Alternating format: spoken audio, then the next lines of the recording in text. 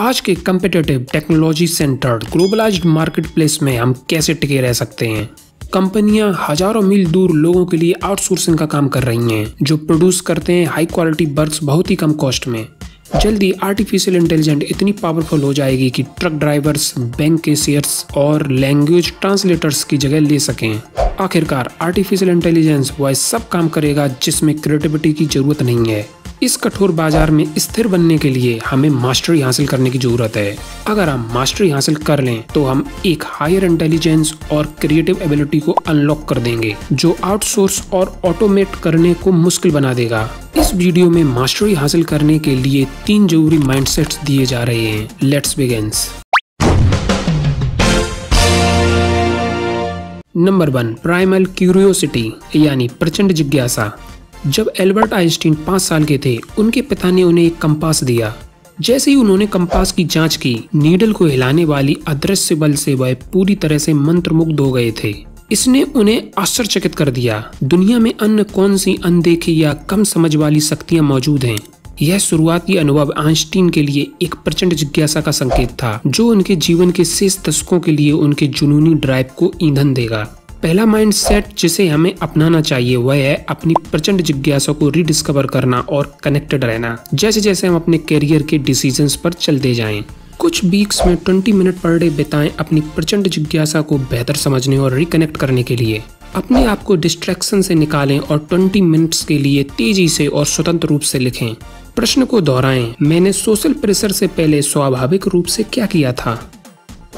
आपकी प्रचंड जिज्ञासा आपके डीएनए की तरह है। वे आपके लिए यूनिक हैं, लेकिन जैसे जैसे हम बड़े होते जाते हैं, हम इसके साथ संपर्क खोते जाते हैं। कई स्कूल्स और यूनिवर्सिटीज जिज्ञासा को मारते हैं। हम भूल जाते हैं कि एक बार हमें किसने मोहित कर दिया था। Number 2, learning above everything else यानी सीखना हर चीज के ऊपर है। बॉक्सिंग के मास्टर कोच फ्रेडी रोच रात में एक कोचिंग अप्रेंटिसशिप शुरू की, जबकि दिन के दौरान लास वेगास में एक टेलीमार्केटर के रूप में काम करते थे। बिना पूछे वह हर रात एक बॉक्सिंग जिम में घूमने लगे और युवा मुक्केबाजों को कुछ टिप्स देने लगे, जो उन्होंने अपने किशोरावस्था के दौरान मुक्केबाजी में सीखी थी। रोच ने अपनी शिक्षा को अधिकतम करने के लिए सामान्य सुख और संतुलन को छोड़ दिया। आखिरकार जिम में पर्याप्त व्यक्तिगत ट्रेनिंग के साथ उनके पास युवा मुक्केबाजों का पर्याप्त कौशल और विश्वास था, जिससे वे अपना खुद का व्यवसाय स्थापित कर सके। वह एक प्रसिद्ध मुक्केबाज कोच बन गए और मैनी पैक्यूओ की तरह महान बॉक्सिंग चैंपियन के साथ काम करने और ट्रेन करने के लिए चले गए। मास्टरी का सेकंड माइंडसेट है सीखना हर चीज के ऊपर है, भले ही इसका मतलब है कम सैलरी लेना, अपने काम के लिए कोई रिकॉग्निशन न प्राप्त करना, कठोर आलोचना का सामना करना और लंबे समय तक थकाऊ काम करते रहना। समय जो लर्निंग स्किल्स पर खर्च नहीं किया गया, वह समय आपको गिरा देगा और गिरावट दर्दनाक होगी। इसके बजाय आपको बाकी सब चीजों से ऊपर लर्निंग को वैल्यू देना चाहिए। यह आपको सभी सही विकल्पों की ओर ले जाएगा। Number 3, unique combination. Robotics engineer Yuki Matsuoka मानव हाथ के आकर्षण के साथ जुड़ गईं। बेस लेवल स्किल्स और उनके रोबोटिक्स प्रोफेसर की मदद से वह अपनी प्रचंड जिज्ञासा प्रकट कर सकती थीं।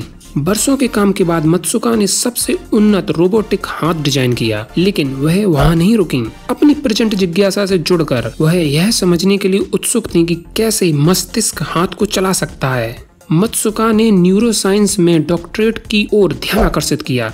रोबोटिक्स और न्यूरोसाइंस इन दो फील्ड में एडवांस नॉलेज, स्किल्स और एक्सपीरियंस होने के कारण उन्होंने इन दो को मिलाकर साइंस कम्युनिटी में नया फील्ड बनाया, जिसे कहते हैं न्यूरोबोटिक्स। यह मास्टरी का तीसरा माइंडसेट है। अलग अलग स्किल्स और एक्सपीरियंसेस को एक अनोखे तरीके से जोड़कर आप एक नीश फील्ड को तराश सकते हैं, जहां आपको स्पेशल माना जाता है।